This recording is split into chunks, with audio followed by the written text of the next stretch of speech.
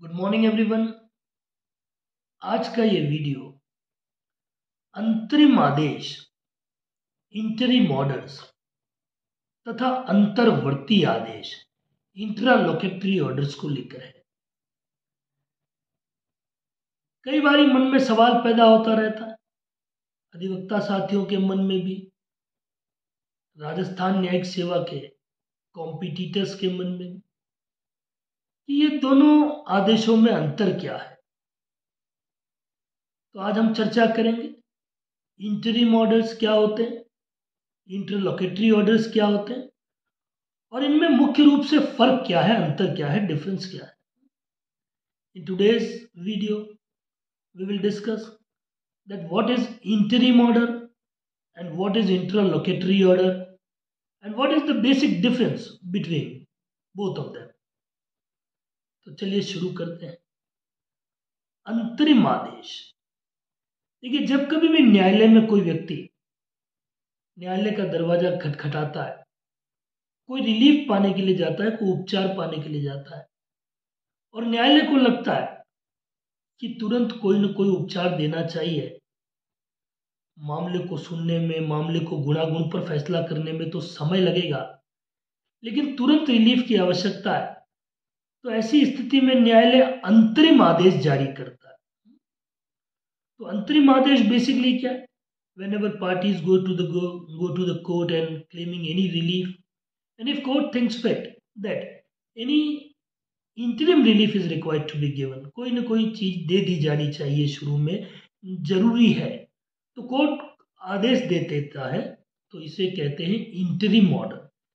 अब interim order और सरल शब्दों में यदि मैं कहूं तो ऐसा आदेश है जो पक्षकारों को कोई न कोई अधिकार प्रदान करता है और किसी न किसी दूसरे पक्षकार पे कोई न कोई दायित्व अधिरोपित करता है। Interim orders basically are those orders which imposes obligation to a particular party and which gives rights to the particular party। तो किसी पक्षकार को कोई अधिकार मिलने वाला है, किसी को कोई कर्तव्य अधिरोपित होने वाला है। जैसे हम कई बार फौजदारी केसेस में लें, क्रिमिनल केसेस में लें, तो भरण पोषण का अंतरिम आदेश आप लोगों ने सुना होगा, इंटरिम ऑर्डर ऑफ मेंटेनेंस, कि भाई जब तक कोर्ट पूरे मामले को ना सुन ले, गुणागुण पे दोनों ही पक्षकारों को ना सुन ले, तब भी जो महिला है, पीड़ित है, और जो व्यथित महिला है, उसके एक बार खाने पीने के लिए, बच्चों के स्कूल फीस के लिए कोर्ट एक बार इंटरिम ऑर्डर दे देता है कि एक बार कह देता है पति को कि इतना पैसा देना है। तो एक तरीके का अंतरिम आदेश है।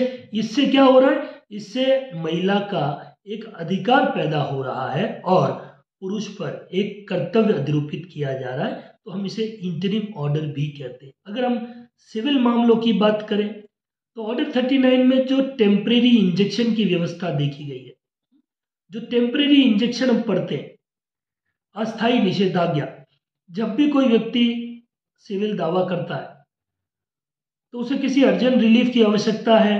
मान लीजिए कोई व्यक्ति उसके प्लॉट में कंस्ट्रक्शन कर रहा है या कोई व्यक्ति उसके ईजमेंट्री राइट को खत्म कर रहा है, तो ऐसी स्थिति में वो अपने सूट के साथ एक टीआई की एप्लीकेशन ऑर्डर 39 के तहत टेम्परेरी इंजेक्शन की एप्लीकेशन फाइल करता है और यदि कोर्ट उचित समझे टेम्परेरी इंजेक्शन पास जारी कर दे।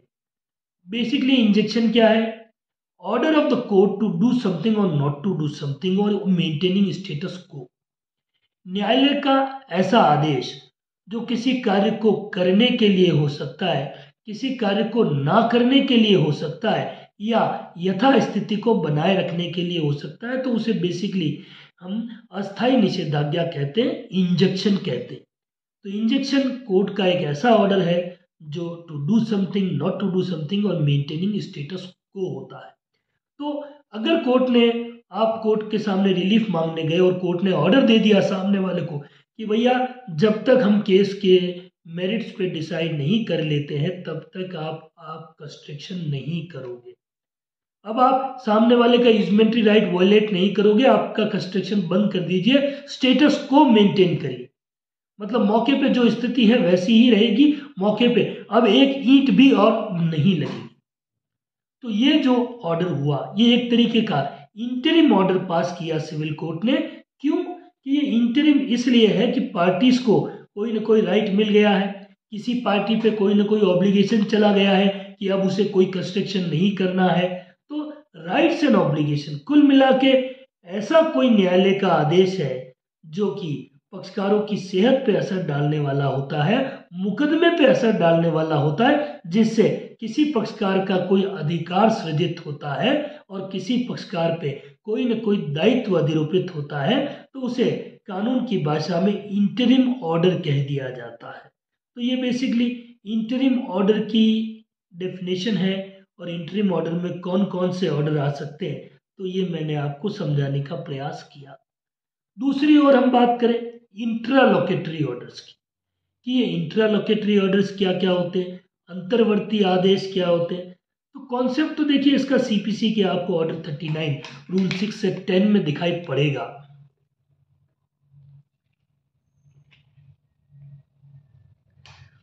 अब इंट्रालोकेटरी ऑर्डर्स के बारे में कहूं तो इतना कहूंगा कि अंतर्वर्ती आदेश न्यायालय की प्रक्रिया के मात्र आदेश होते हैं। Interlocutory orders are order of mere procedure of the court. न्यायालय की प्रक्रिया संबंधी चीजों के आदेश है या संपत्ति के प्रबंध प्रशासन को लेकर कोई आदेश है, और any order relating to administer or managers of the subject matter of dispute or disputed property. तो समझने की कोशिश करते हैं कि ये कौन से ऑर्डर हैं, अंतर्वर्ती आदेश इन्हें कहा गया। जो इंटरलोकेटरी ऑर्डर है वो पक्षकारों की सेहत पर कोई प्रभाव नहीं डालता, पार्टीज को कोई राइट्स नहीं देता, पार्टीज पर कोई ऑब्लिगेशन नहीं डालता। ये सिर्फ मियर प्रोसीजर का ऑर्डर है, मात्र प्रक्रिया का ऑर्डर।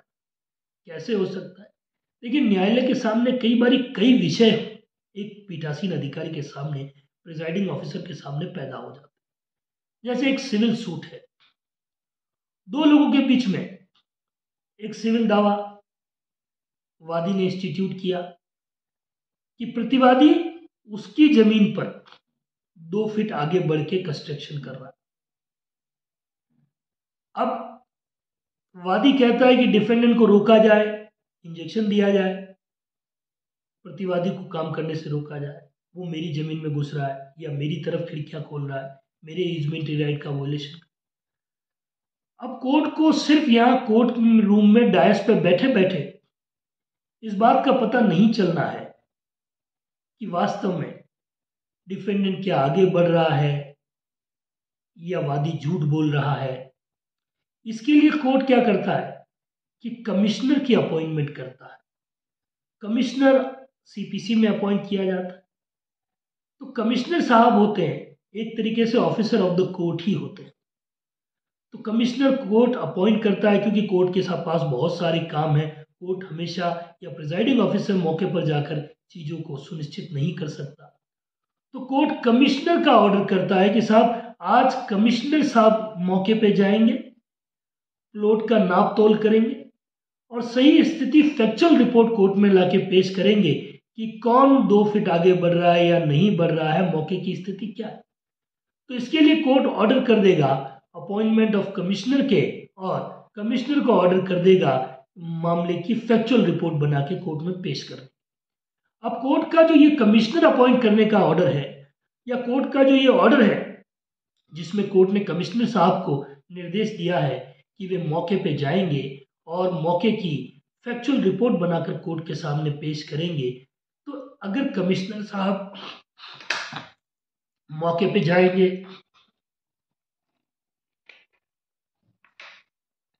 मौके पे फीता लेके नाप तोल करेंगे, पूर्व पश्चिम उत्तर दक्षिण दिशाओं से सारे नाप तोल करके और कोर्ट के सामने रिपोर्ट पेश करेंगे, तो इसे किसी पार्टी के अधिकार पर क्या फर्क पड़ रहा है? पार्टी पे कोई ऑब्लिगेशन थोड़े ना आ रहा है इस ऑर्डर से, क्योंकि ये तो प्रोसीजर का ऑर्डर है। कोर्ट के सामने फैक्चुअल रिपोर्ट आए, वास्तविक स्थिति आ जाए, इसके लिए कोर्ट ने कमिश्नर के अपॉइंटमेंट का ऑर्डर दिया है। इससे पार्टीज की सेहत पर कोई फर्क नहीं पड़ता। ये मियर प्रोसीजर है कि भैया let the procedure complete, procedure को कंप्लीट हो लेना चाहिए। तो इंट्रालोकेटरी ऑर्डर है, प्रोसीजर का ऑर्डर है, पार्टीज पे कोई फर्क नहीं पड़ रहा है। दूध का दूध पानी का पानी हो जाएगा। कमिश्नर साहब जाएंगे तो पता लग जाएगा कि कौन किसके राइट को इन्फ्रिंज कर रहा है, तो ये मालूम चल जाएगा। एक उदाहरण और इसमें दे सकता हूं, जैसे कि मैंने कहा कि संपत्तियों के प्रबंध प्रशासन के संबंधी आदेश भी कई बार कोर्ट में दो पार्टीज के बीच में डिस्प्यूट हो जाता है, और डिस्प्यूट सिविल मामलों में जनरली किसी न किसी प्रॉपर्टी को लेकर होता है, किसी न किसी संपत्ति को लेकर होता है। तो ऐसी संपत्ति जो विवादित संपत्ति है, कई बार कोर्ट ये कह देती है कि दो लोग उस संपत्ति के लिए लड़ रहे हैं, झगड़ रहे हैं, मौके पे खून खराबा भी हो सकता है।